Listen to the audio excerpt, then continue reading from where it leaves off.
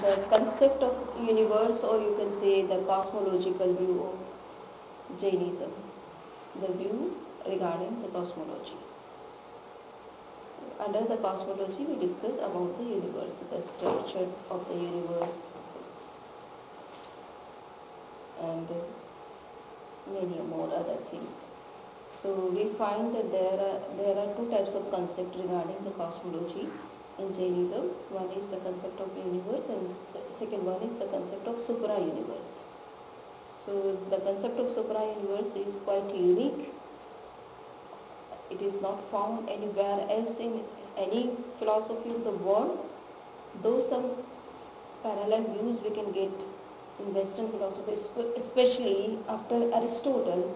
There was a branch of philosophy which was known as scholastic philosophy. So under that, some popes were the philosophers, and they have thought about the space, and so we get some clues in that philosophy about supra universe. But actually it is not the concept of the supra universe. They were discussing about the space, and one category of a space can be understood in comparison to the concept of supra universe. So actually the concept of supra universe is found only in Jainism, and it is quite scientific. Now we are coming to the first slide. Under it we will discuss the model of the universe which is found in the Jain scriptures. So first of all, we have to know that according to the Jain scriptures, the universe is eternal, perennial, indestructible, imperishable, ever-present, or everlast, and persistent. So it means this universe is going on from the time immemorial. We don't get beginning of the universe in this sense, and it will also not come to an end at any point of time. It will always be as universe. So some people think that there is the concept of pralay, devolution, and under that the whole universe will collapse.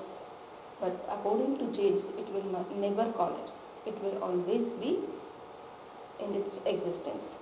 Though some changes will come in all the parts of the universe, but it doesn't affect the very existence of the universe. But in your book, you are saying that the universe is expanding, and so what science is saying and what religion is saying is true. In your book, you are saying that the scientists are saying the universe is constantly expanding, and then it will contract, and then again expand and contract. So I did not talk like this. This idea of Jainism in Jainism is not found. I discussed parallelism theories of science.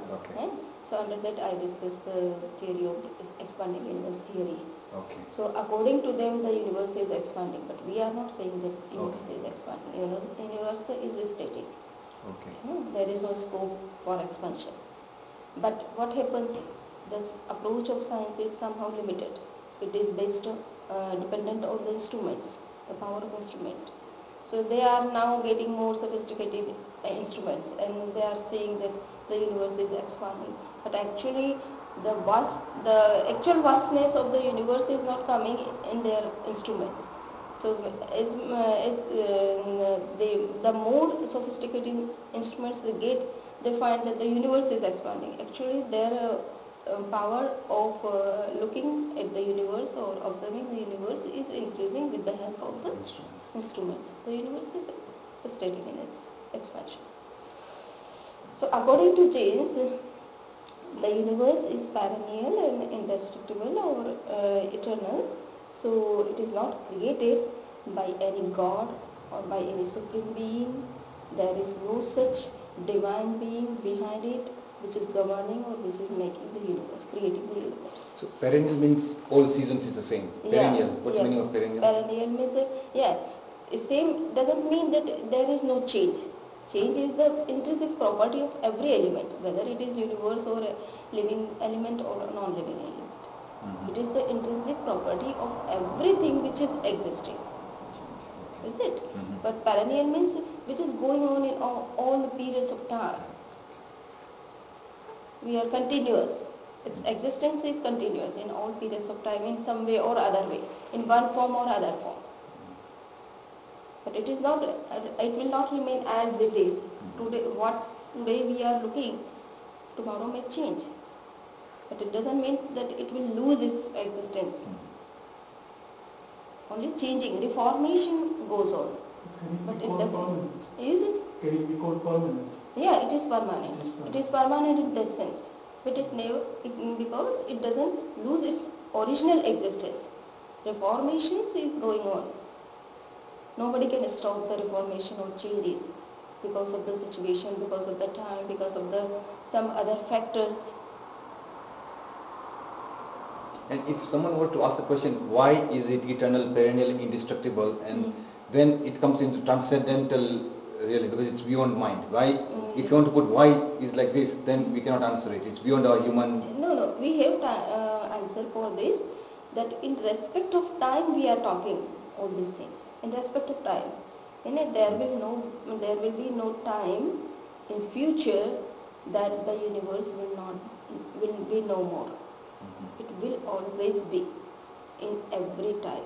So from time, it is the explanation of the perennial will be given in the context of time.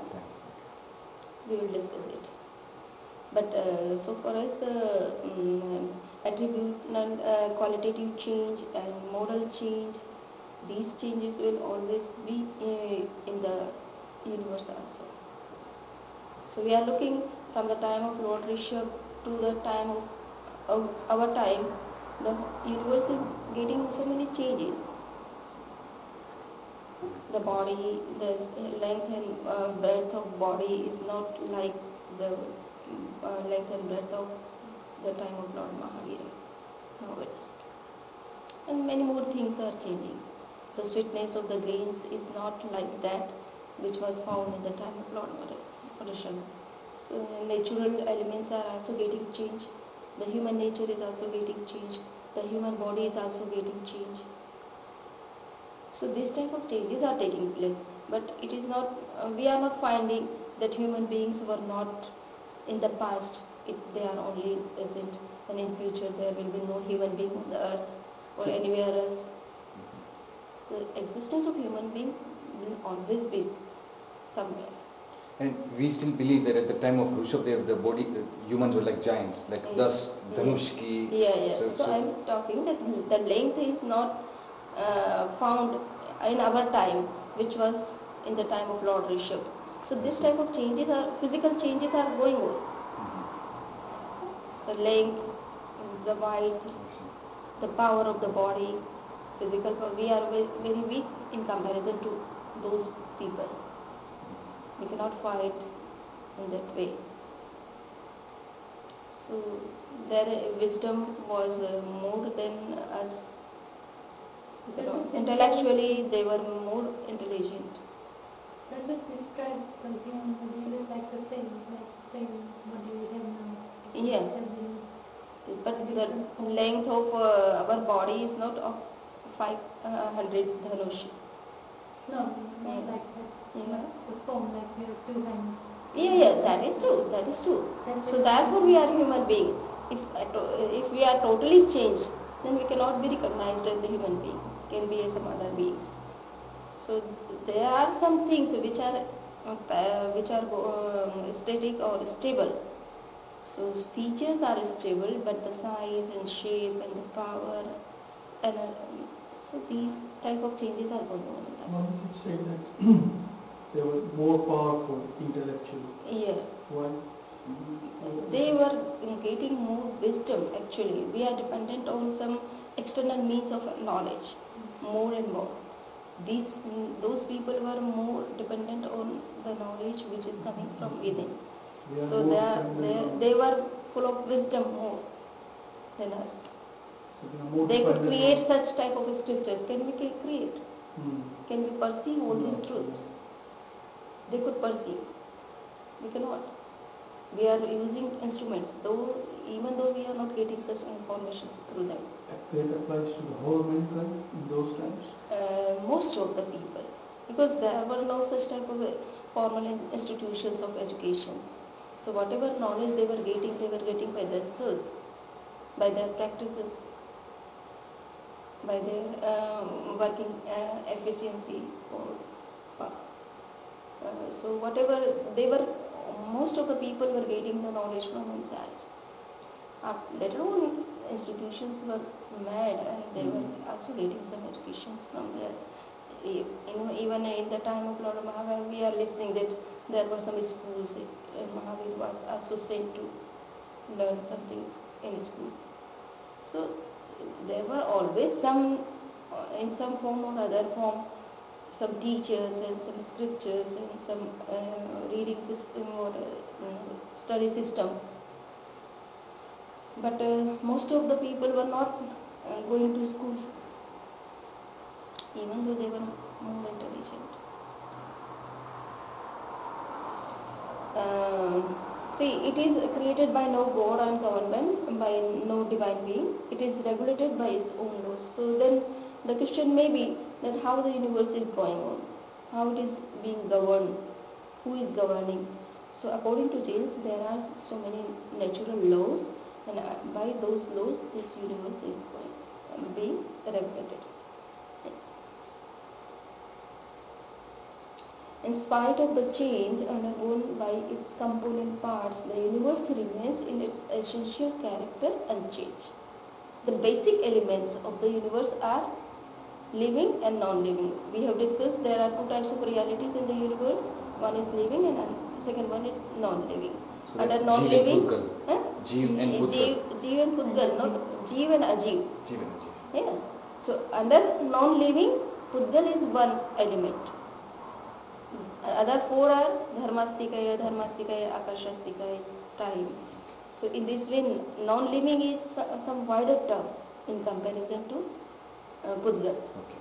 Pudgal is one of the five non-living elements. So we have to be conscious whenever we use the word, the real entities, maximum, living and non-living. We have to use non-living and not matter.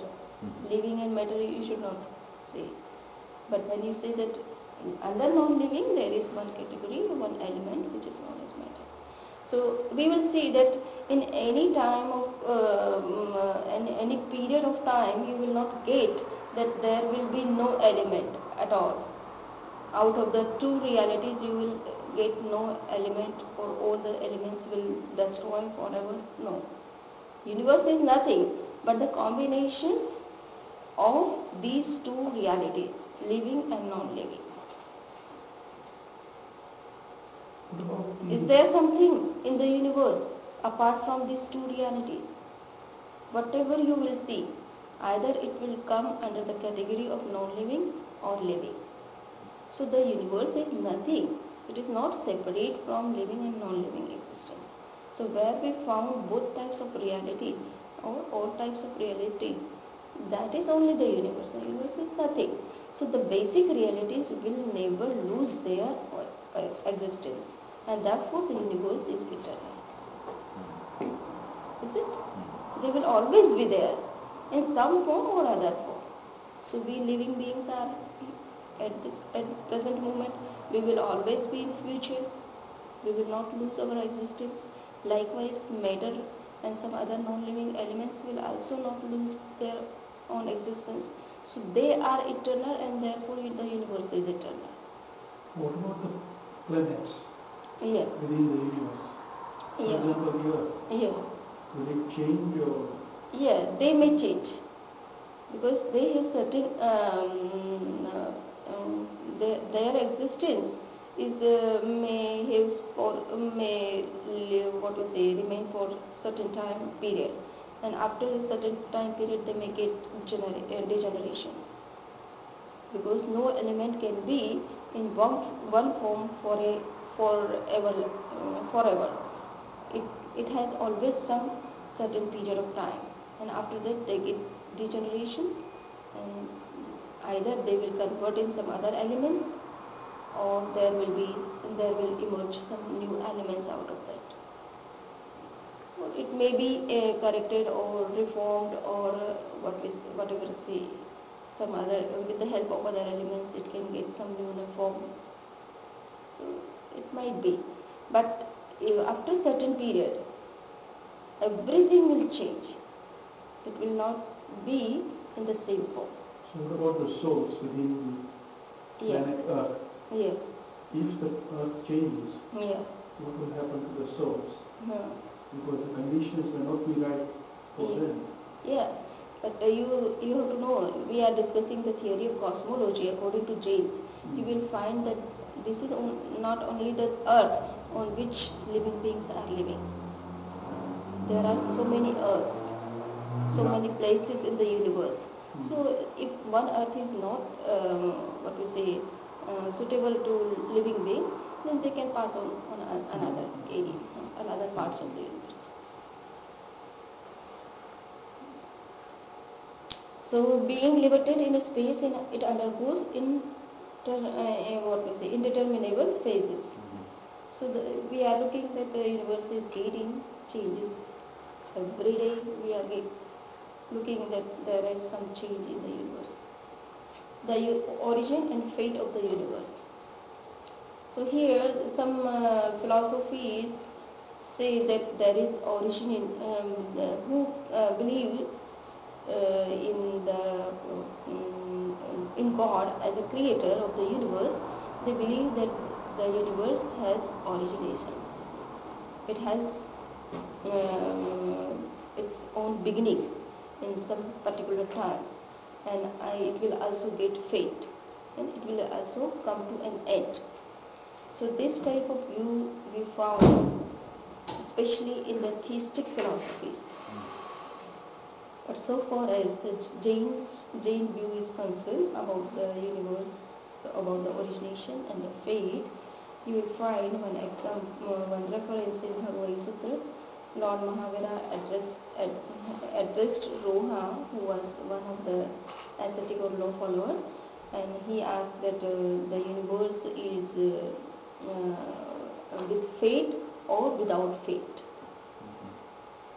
So then Lord Mahavira says that Kala onam loe dhuve niye sase akhay abhay avathiye niche nathi puna ante.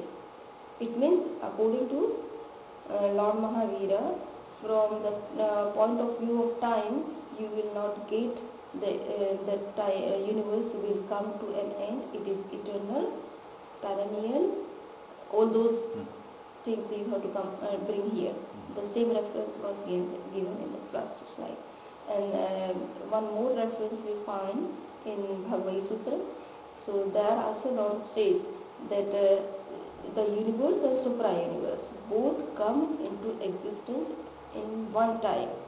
So don't try to find out the beginning of the universe. When they come into existence, there is no date. It means that they have no beginning actually. They are perennial.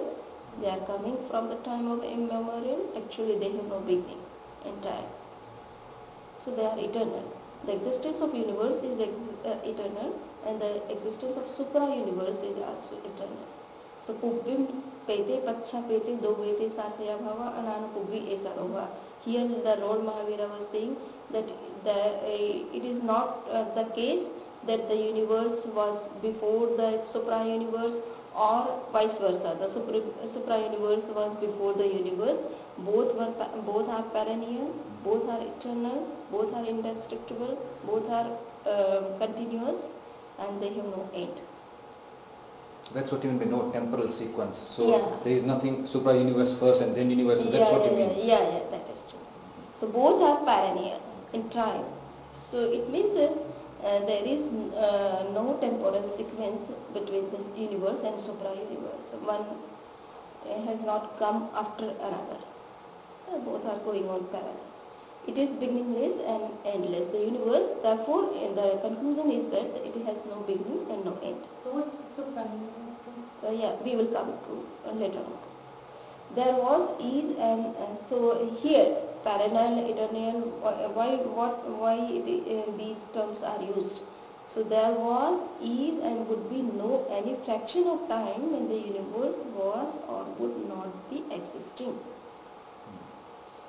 In this sense, Lord says that the universe is perennial. Here we also find I have given one reference to endorse the fact which we find in the Jain scriptures, and it is given by Stephen Hawking, and he is also supposing nowadays that if the universe is completely self-contained, having no boundary or age, it would be neither created nor destroyed. It would simply be what place then for a creator. So the scientists of today are also finding that however theories we have invented, but no theory is dealing with the real condition or real nature of the cosmos, and we are getting many more problems, but we are not getting solutions from those theories.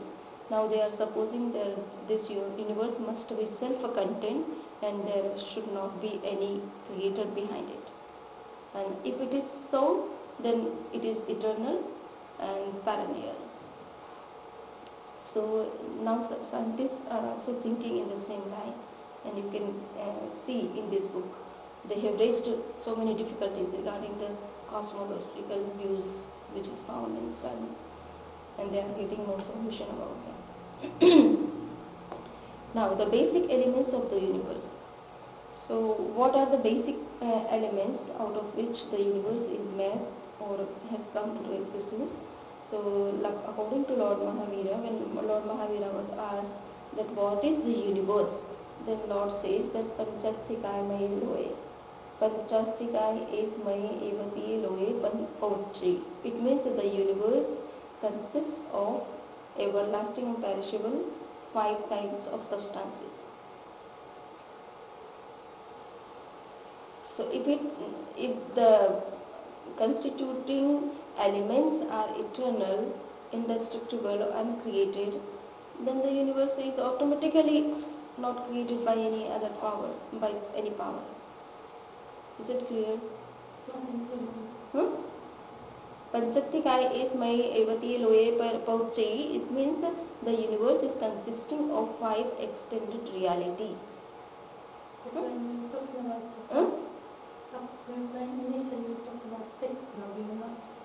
Oh yes. Actually what happens, the time is added later on by the Acharyas.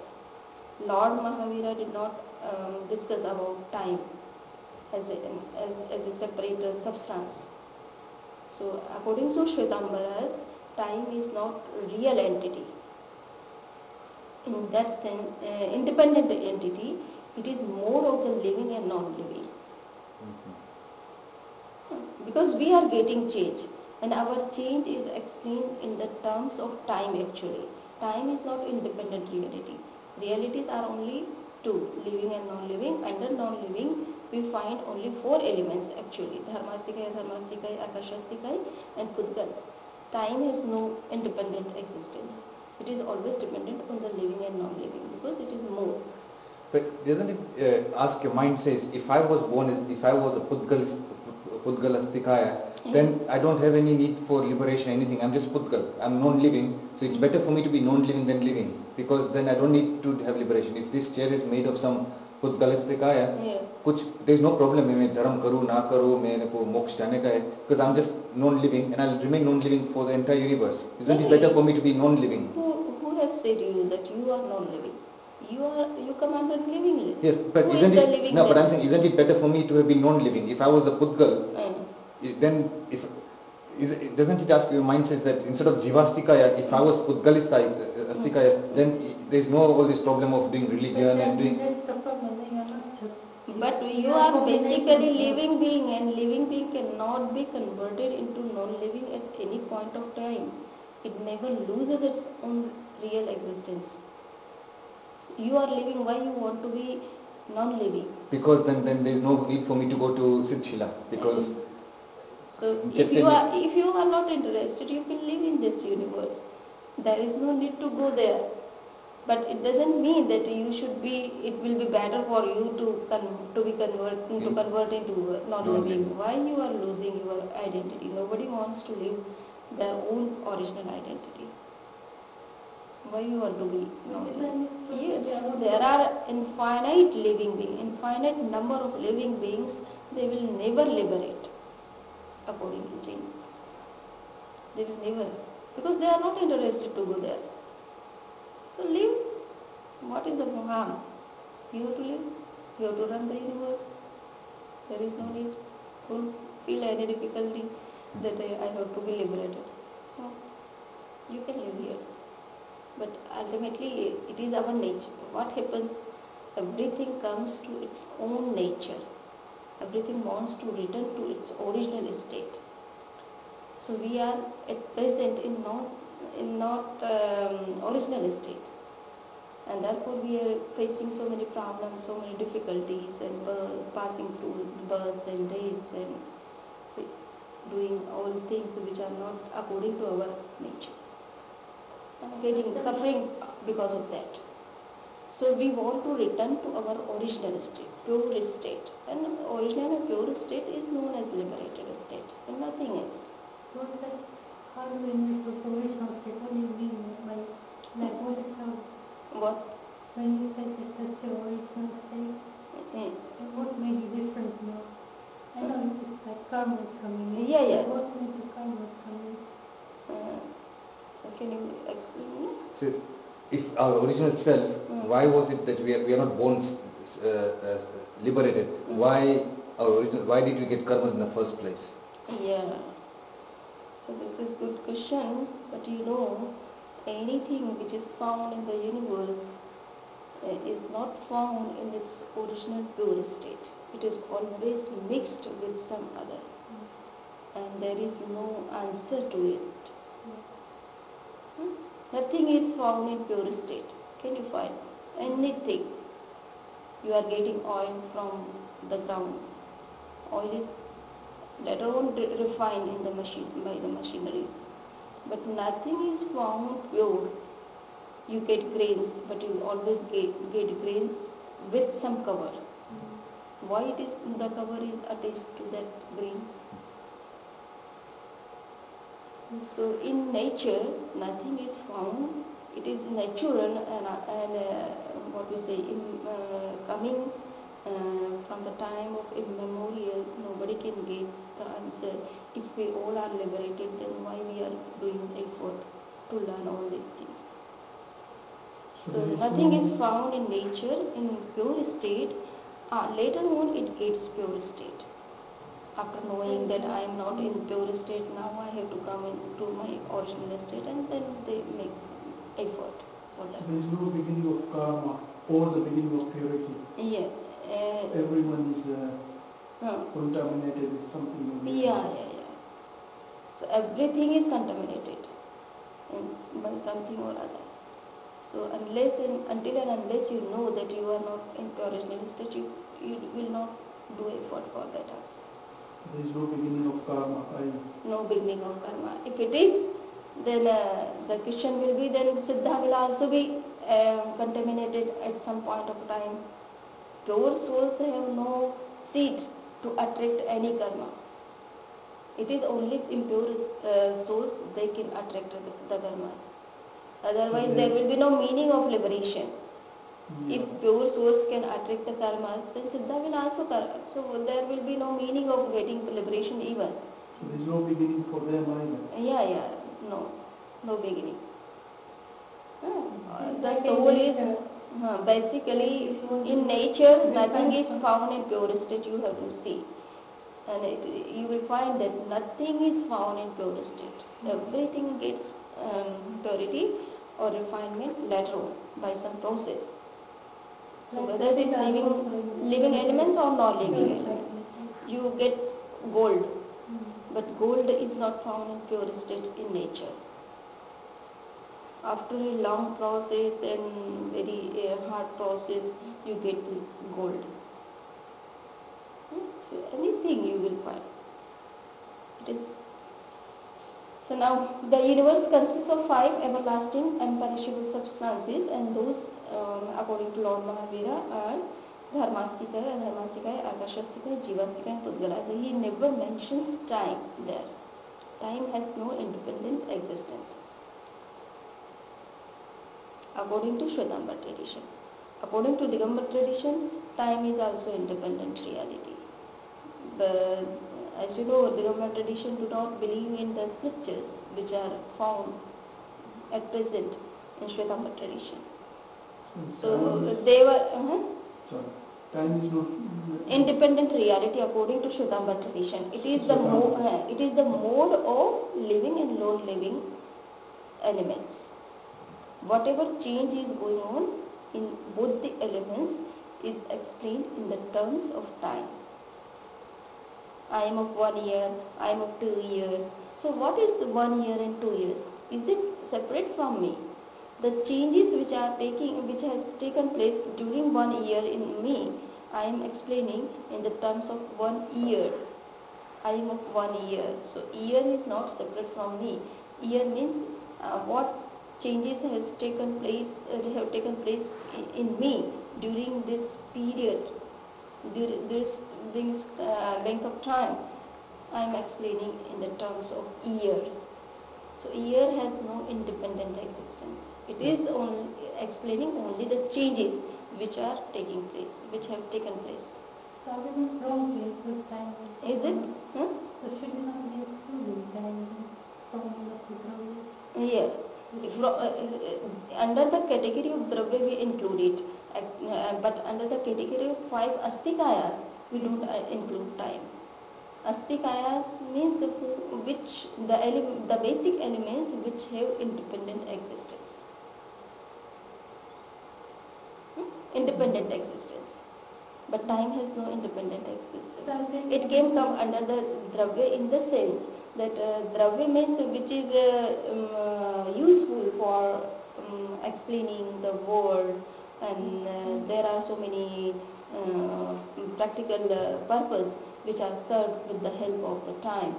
So time is regarded as a substance from the point of view of the utility and not because of the independent existence. Einstein said that time is elastic. It's dependent on something else. You cannot fix the time. So it means actually time has no. They are also considering space and time unique together. Einstein is taking time and space both are interconnected, interwoven. They are not separate from each other. So we are discussing some more extra things, but because parallel you have to know, therefore I am talking, but it will take time to finish. What is about Digambar? What is their philosophy? Whose? Digambar. Digambar says that time is also as real as other elements. Yeah. But this is not what we say accepted by Shwetambar acharyas or philosophers. So what do they base they don't believe in the scriptures? Yeah, because they say that these scriptures actually are not real scriptures or original texts which were at the time of Lord Mahavira. After the Nirvana of Lord Mahavira, there were two famine disasters. Because of that, for 12 years there were famine. Yeah, two famines, and because of that famines, all the scriptures were lost. Because after Lord Mahavira, up to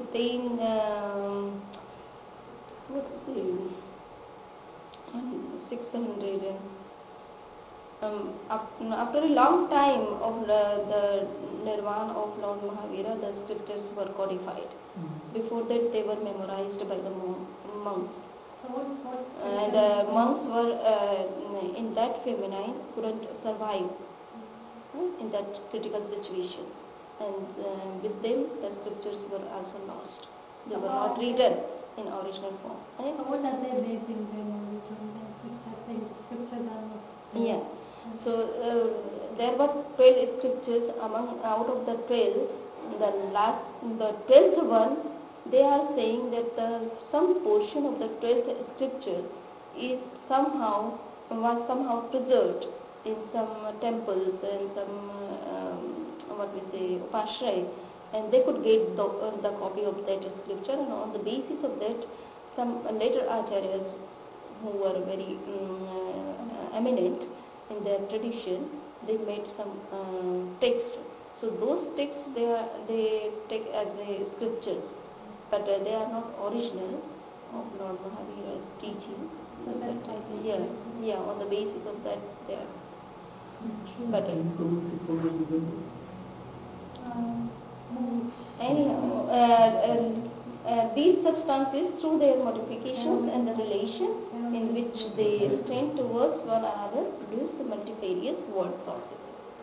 So according to Jains, the universe is the result or outcome of the interactions between the living and non-living elements. Yeah? So in this sense, we are finding that there is no place for God, for Creator. The elements interact with each other and make some gross elements, and this world picture is coming. The configuration of the universe. So now the universe has particular shape also, and in all the philosophical texts we find some shapes they discuss, but they are not so much clear about it. So far as Jain scriptures are concerned, we find clear-cut picture, clear-cut idea about the shape of the universe. So Lord Mahavira was asked by his chief disciple Indrabhuti Gautam that what is the shape of the universe. Then Lord said, Goyama supaithi santi loe pannate. It means the shape of the universe is shown is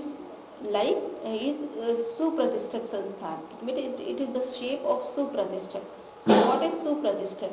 So according to the explanation that when a figure is made up of three bowls, arranging in a particular position, then we get this type of shape.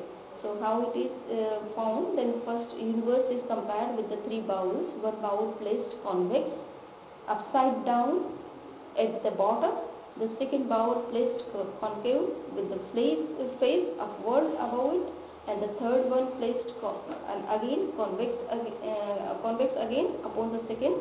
The resultant shape is known as Supratishtak or Trisharav Samputakar. So these two names are given. Sharav means bowl, three bowls. The shape which we get by arranging three bowls, that shape is known as Supratishtak. And what will be the order of arrangement of the bowls is explained here, and it is clear now, I hope. That is different. The shape we get will be like that shape. Yeah. And the other shape will be like what shape? It's the same. If you see No. the shape, it will be the same. Where is contradiction? If you do this, We have three bowls. One will be one downward. bowl, the other bowl is Yeah. like this, and the other bowl sort of Yeah. is another bowl. Okay. Yeah. And this is the same as like a person. In Digambar tradition, there is one text which is known as Tiloi Pannati. So in Digambar text, you will find the name for the shape of the universe as Purushakar or Purushakriti. Is it? So when one person stands, keeping both the hands on his waist and the legs apart from each other, and then you will get the shape. So what is that shape? This shape is shown here. You translate Purusakriti? Yeah, Purushakriti, Purushakar. What's the translation? Like a man standing, keeping both the hands on the waist and both the legs apart from each other. At the distance of 2 foot in between. See? So now we are coming to the structure of the universe and different parts of the universe. So according to Jains, as said in shape, the universe is comparable to a symmetrical built man. Yeah, whose lower extremities are to be found the heads. So you can think of as a person. So these are two legs of the person, and there are under the leg part, or in the place of the leg part, we find 7 types of heads. There are 7 types of heads according to Jain scriptures. So they are below side, in the below part, or what we say, the lower part of the universe. The universe is divided into 3 parts. One is lower, the second one is middle, the third one is upper part. So there are 2 things I don't understand in this. One is that they said that the karma bhumi is so where does that fit in? Is that in the middle part? Yeah, it is in the middle part. It's in the middle part. Yeah. And the second question is that they said that the universe is composed of islands and rings of islands. Yeah, yeah. So is that again in the middle yeah, part? again, it is the explanation of the middle part of the universe. So all this is just in the middle part. Which is known as human world, Manushya Kshetra. So this shape is not 2-dimensional, it's 3-dimensional. It is 3-dimensional, yeah, it is 3-dimensional. But we cannot depict 3-dimensional pictures by our own drawings, though there are some new drawings under which we can get such type of 3-dimensional pictures. But animal and human world is the planets which we are aware of, like Moon, Jupiter, Venus. All are the parts of the middle universe. Yeah, okay. So that planet comes under, or planets. All the planets which we and are animal and human beings all come under the middle universe. All the planets come under the middle part of the universe. Oh, all the planets? All the planets. Okay. There is no planet beyond the middle universe, middle part of the universe. So you will not get planets here in the hills or heavens or liberation. But they say that in Jain scriptures believe 2 suns and 2 earths. So this sun which we see is just one sun. Yeah, one sun. So in the middle part there's somewhere else they see a different sun. Yeah. In the middle part there is, in the center of the middle part there is Meru Parvat according to Jain scriptures, and there are 2 suns who are rounding the Meru Parvat. So one we are looking at a time, other is also revolving the Meru Parvat. So the universe is very vast. So we are looking at a time we are looking only one sun, but there is another also. See, in the theories of science, we are finding that there are Milky Ways, and each Milky Way is consisting of thousands and thousands of stars, and among all the stars there are suns and moons and etc. So science is also getting that there are so many suns, so many moons. Before that, they were getting that finding, and they were thinking that there is only one Milky Way, and under one they were getting only one sun and one moon. But now the concept is of many Milky Ways is coming, and under that we are getting many moons and many suns. Science is also proving this. Meru Parvat is within the middle part. Yeah, it is in the center of the middle part. And again, Simandar Swami in the middle part, Simandar Swami. No, see, in the center there is Meru Parvat. From keeping Meru Parvat in center, you have to think of the 4 directions. One is south, north, east and west. So in east and west there we find at least 20 Tirthankar at a time, minimum 20 Tirthankaras. So it is also consisting of 32 Vijayas. One Vijay can be understood in the terms of one country, as you, for the time being, you have to consider. So one Vijay, when in general time, there are only 20 Tirthankaras among the, between the 8 Vijayas. Each, you will see, there are 5 Mahavidehas. 5 Mahavidehas. The world in which we are living, or the planet island on which we are living, is known as Jambudvip. So in Jambudvip there is only one Mahavideha. Each Mahavideha is consisting of 32 Vijayas, countries, and under 8 countries or one Vijay, we get one Tirthankar. So in this way, in one Mahavidya, we find 4 Tirthankaras. And in all the 5 Mahavidyas, we get 20 Tirthankaras. Is it clear? We will. Some other time. Yeah. First you have to understand this, then we will come to this. See, so we are getting here that the whole universe is divided into 3 parts, and under the lower part we get 7 hells. Under the middle part we find all the planets and animal beings and human beings. There are some gods and goddesses also who are related to the planets and some lower category of the gods. So, besides which we say, these are also a kind of a category of gods, but they are also living with human beings. So, but mainly we discuss that in animal and human beings. But gods and goddesses are also living on this planet, but they are of lower category. Then above the middle part, there is upper part, and under upper part we find 2 types of things. One is heaven and second one is liberation, moksha. So the highest portion of the upper part is consisting of moksha, and it is of 45 legs yujana. On this, the liberated beings reside. Is it? So everything is clear now? No? Yes. The boundary versus no boundary of universe.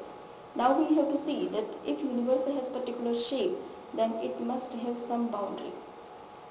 And the question of boundary is also being raised in science. Before some years, scientists were talking about the age or boundary of the universe. Nowadays they are saying that we are not getting such boundary as in physical sense. So because they are not talking in physical or non-physical, they are thinking that there is no such boundary of the universe. We are not getting the boundary. So what Jains are thinking in this line? So we have to see that there are 2 elements according to Jains, Dharmasika and Adharmasika. They have some limitation, and they are spreaded in the universe. So wherever they are, the universe is confined to that part, that much only. So these 2 elements are eternal, perennial, indestructible, and one more thing which we have to know, that they are immovable. They are immovable. They stand still. So wherever these 2 elements, the universe is expanded to that much only. It cannot be found out of those 2 elements. And therefore they are the demarcation lines of the universe. Because of these, in the presence of these 2 elements, the universe is getting a finite shape, a systematic shape. Is it? So these are 2 demarcation lines or boundaries of the universe according to Jains.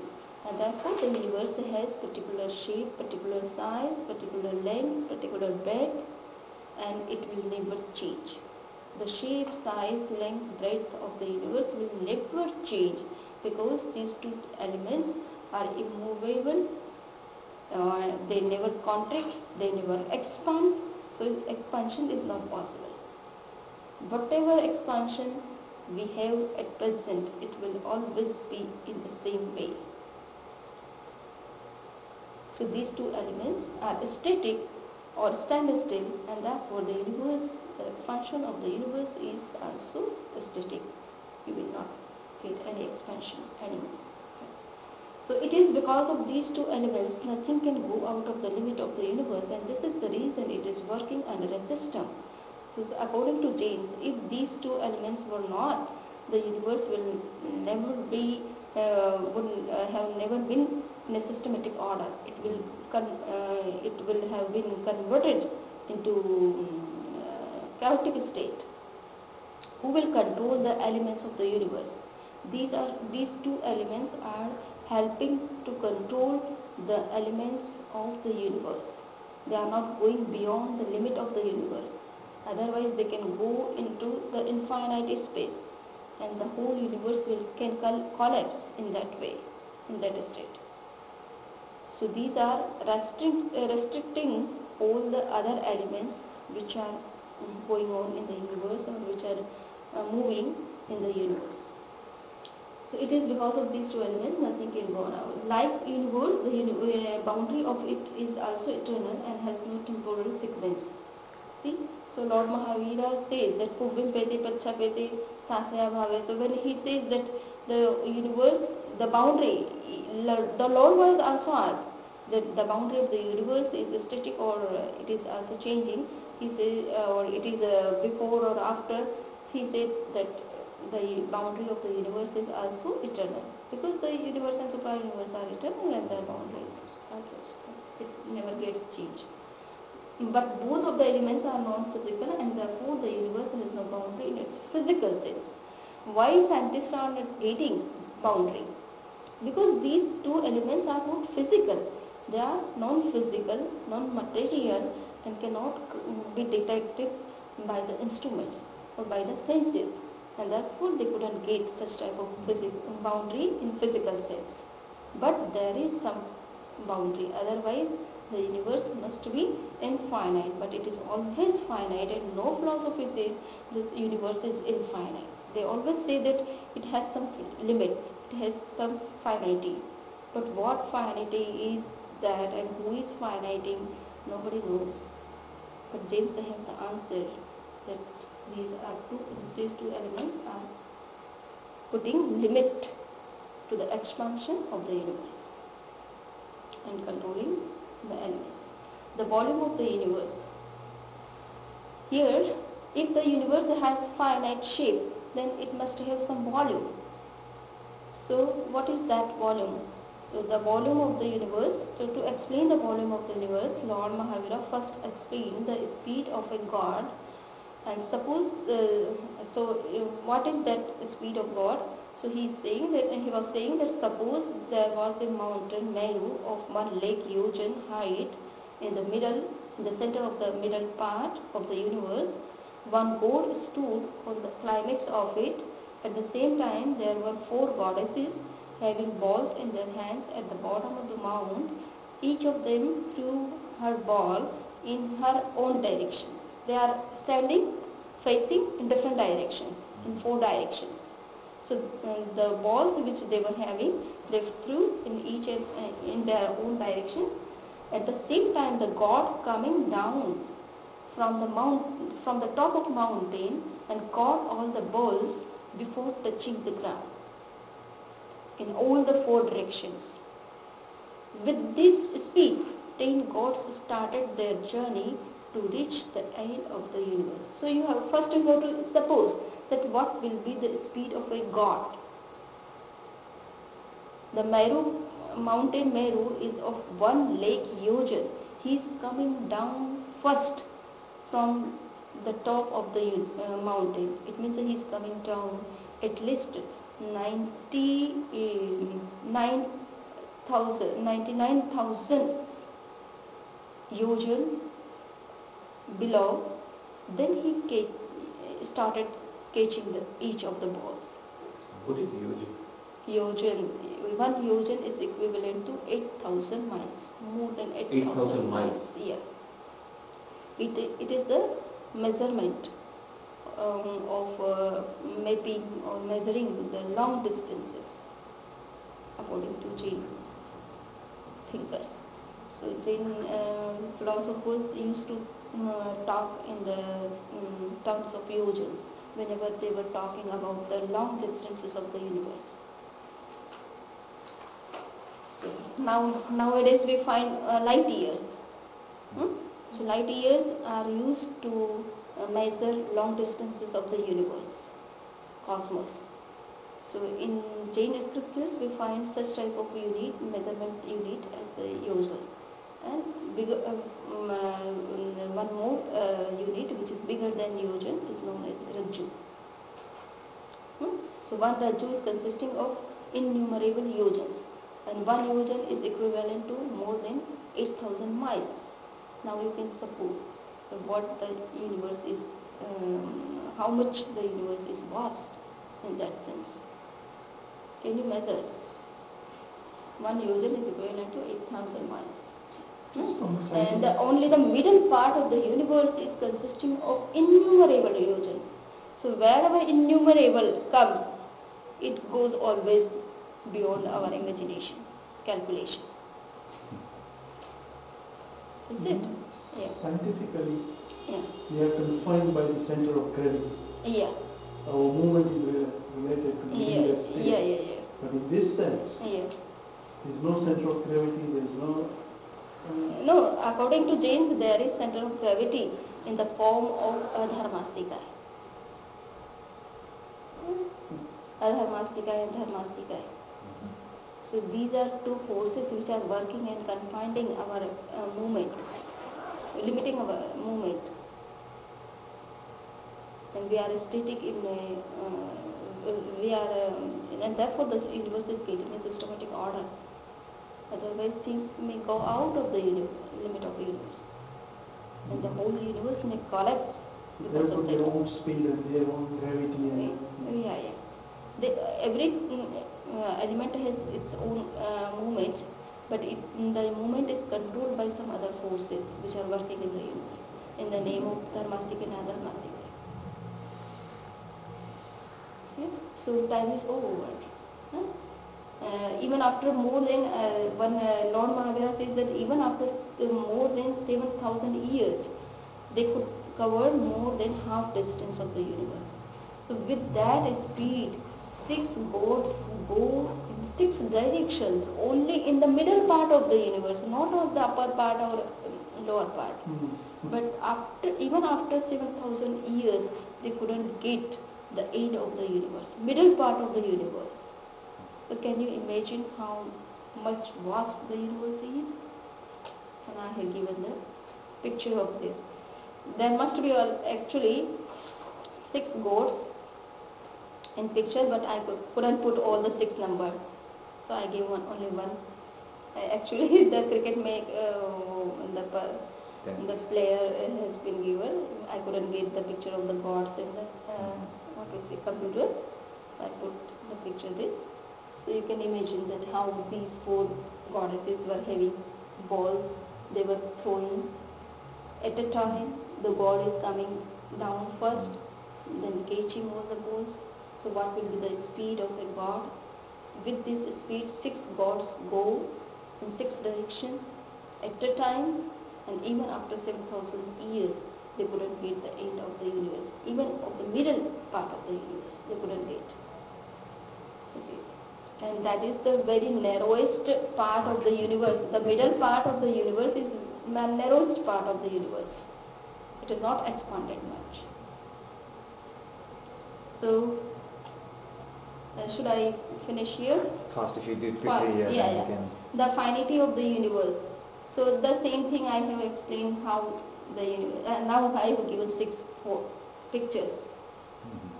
And they all 6 stands for the 6 gods. The universe surrounded by the 3 layers. It is also scientific. We get the idea of a hydrosphere and etc. So around the earth there are 3 types of layers according to James. The one layer is made up of dense water, thin air and dense air. So wherever you will find any kind of earth, so near in surrounding of the earth you will find 3 types of spheres. So 2 spheres are made up of the air and 1 is of water. So in science you also get such type of hydrosphere, and these type 3 layers are also discussed by the scientists surrounding the earth. So this you have to see the model of the supra universe. Now we are coming to the supra universe. So we are getting that the universe has finity, it is finite. So what beyond the universe? The question is natural, and the answer is not found in any other philosophical systems or any religions. People do not know what is beyond the universe, But Tirthankara said that there is supra-universe. Outside the universe, there is supra-universe. It is pure space. There is no living and non-living elements except space. Space comes under non-living element, but it is not material. So it is pure space. There is pure space, vacuum only, and it is detected as a sphere having a hole in its center. The hole represents the space covered by the universe, what we observe and what we not. And the circumstances of the supra-universe, the circumferences of the supra-universe is infinite. The volume is explained by the same gods. The same thing, similarly, but here we are finding the concept of supra-universe, how the supra-universe looks like.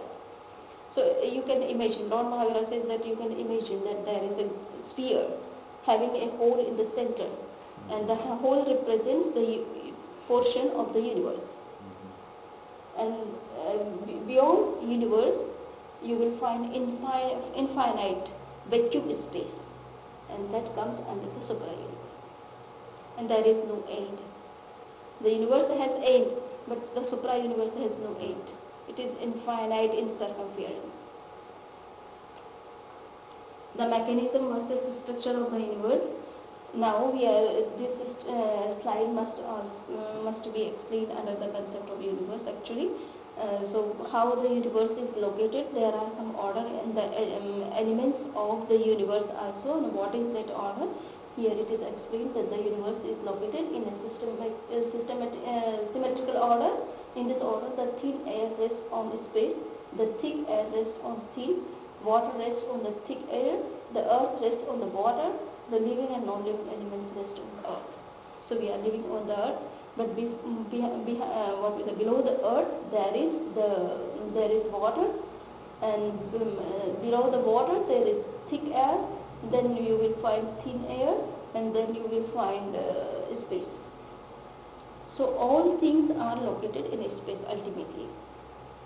So this is the order of the universe, not supra-universe. Actually, this slide must be understood under the universe.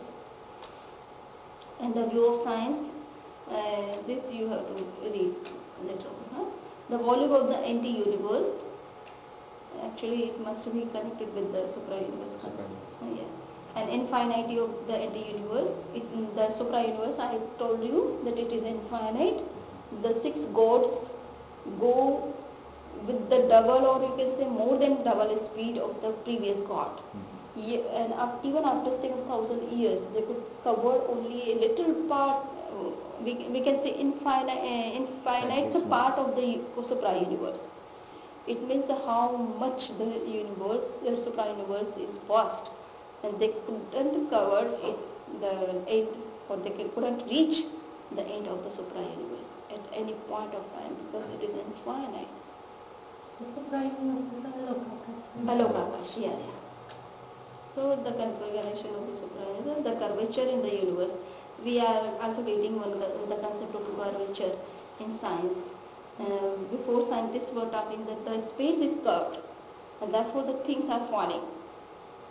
Why things are falling? Where one thing is located, because of its gravitational force, space gets curvature, and wherever there is curvature, the things fall down in that direction.